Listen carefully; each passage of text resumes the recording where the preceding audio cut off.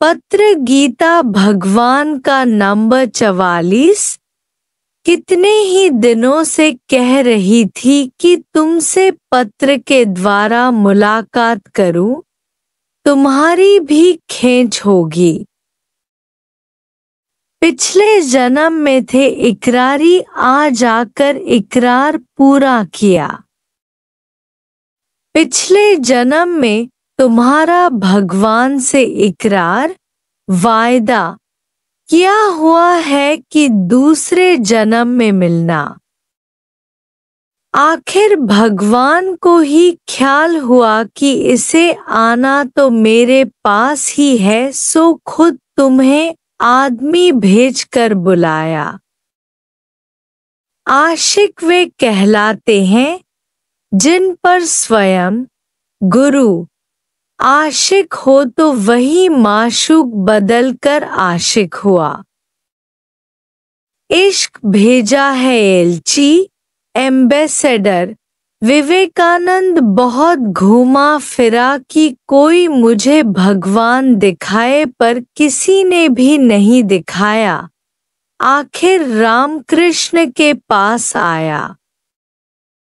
रामकृष्ण ने दूर से ही कहा, आखिर आ ही गए।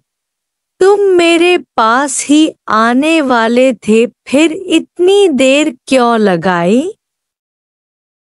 विवेकानंद ने कहा कि मैं तो संत साधु भेंट कर नास्तिक हो गया हूँ।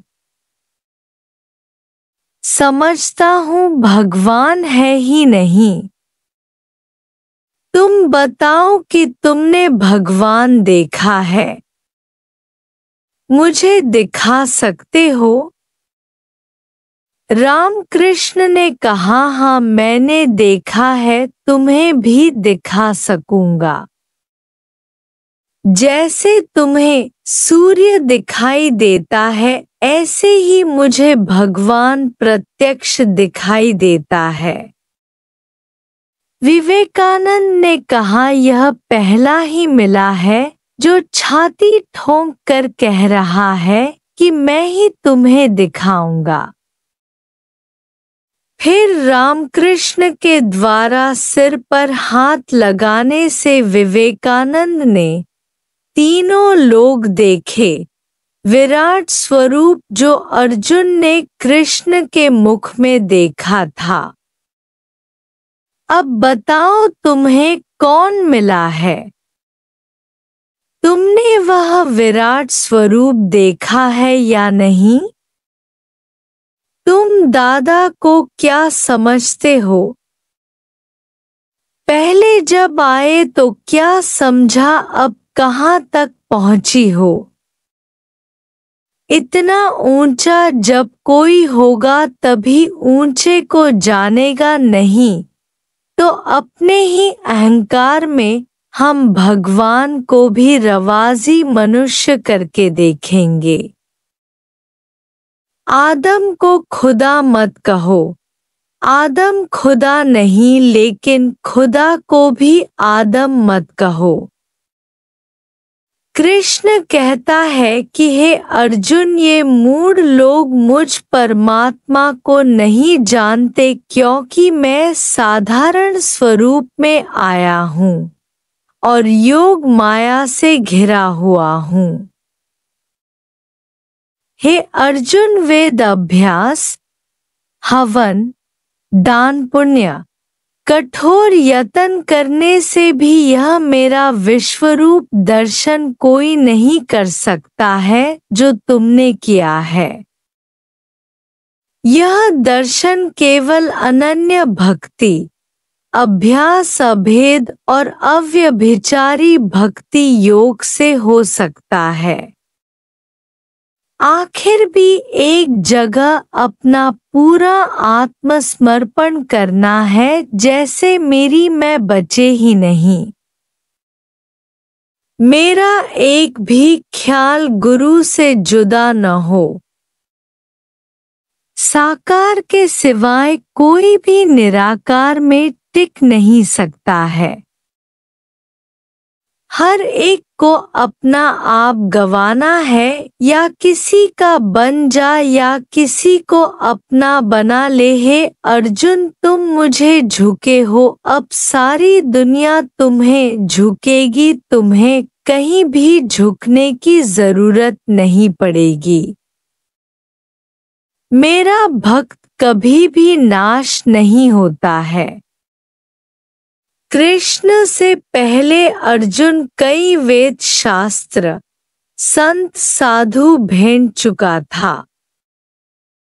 बड़ा सत्पुरुष था, पर अभी भी ज्यों का त्यों मोह काट कर प्रकृति से अपने आप को छुड़ा कर नहीं खड़ा था।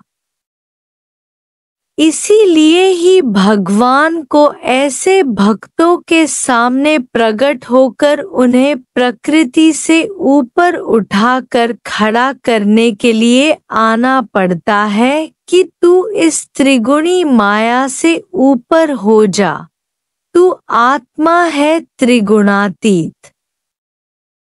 देह के संबंध से तीनों कालों में न्यारे हो। आत्मा कहता तो हर एक है, जहां तहां अब आत्मा के सत्संग भी हो रहे हैं कि तू आत्मा है, तू ब्रह्म है, पर मैं ना, यह मंत्र कोई नहीं बताता।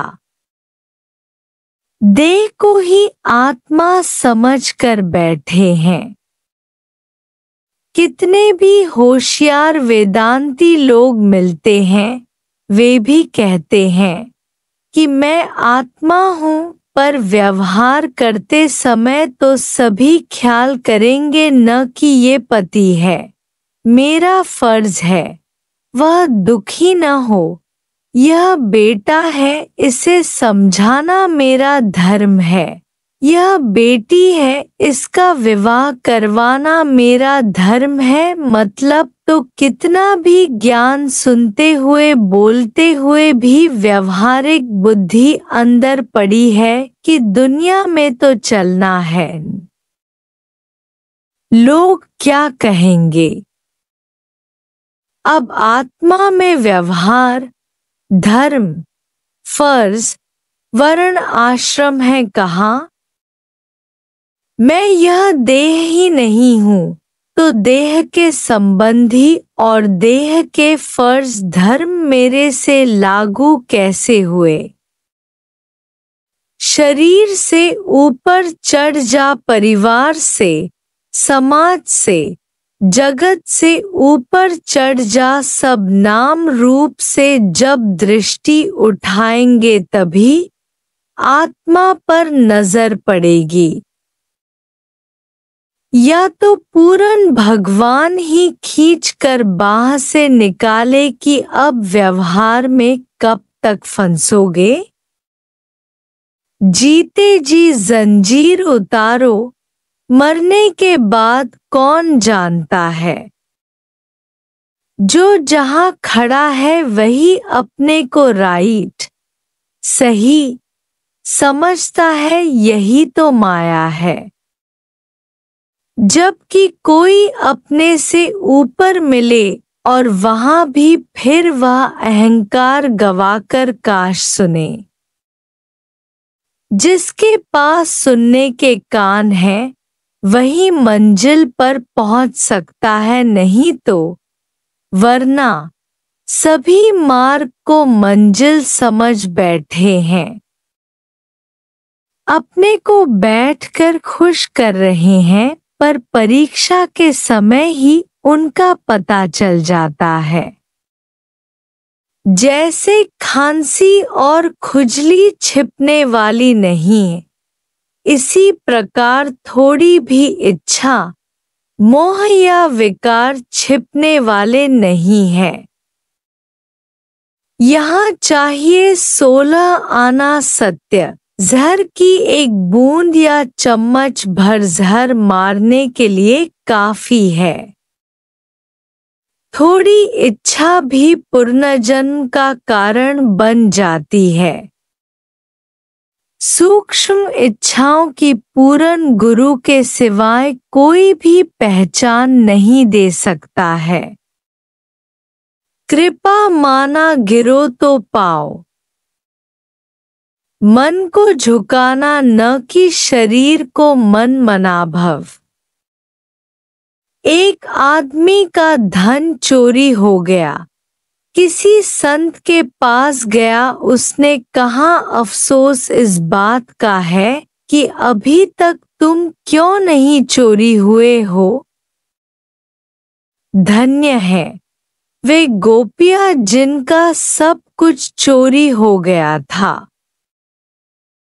सोई सब कुछ देने के सिवाय सब कुछ नहीं मिलता है। कितने बेचारे खुशी को ही आनंद समझ कर बैठते हैं। जब तक कोई दुख नहीं है तब तक समझते हैं कि आनंद में है। मन घोड़ा खोलकर गधा बांध कर जाता है। साकार भगवान के सामने जो सभी परीक्षाएं देकर पूरी करता है, उसे निराकार की तरफ से कोई परीक्षा नहीं आती है जिसमें वह उलझे अज्ञानी की बाहरी मुस्कुराहट भी नहीं सुहाती है, पर ज्ञानी की स्वाभाविक शक्ल हमेशा सुहाती है। ज्ञानी क्रोध में और चिंतातुर संकल्प विकल्प करता हुआ भी दिखाई दे, मैं कहते हुए, तो भी वह मुक्त है। पर अज्ञानी बाहर शरीर से शांत बैठते हुए भी मन में संकल्प विकल्प करता रहता है, इसलिए वह अज्ञान में बंधा हुआ है। लोक वासना, देह वासना, शास्त्र वासना। प्रेम है पासपोर्ट। पंडित बिन गुरु प्रेम बिन लहे न आत्म राह। ज्ञानी न सोचता है न चाहता है। जो रखता है दावा यहाँ वह मेहमान से होता है। चोर जो जेल खाने में खुदी में रहता है वह ख्वार बर्बाद होगा।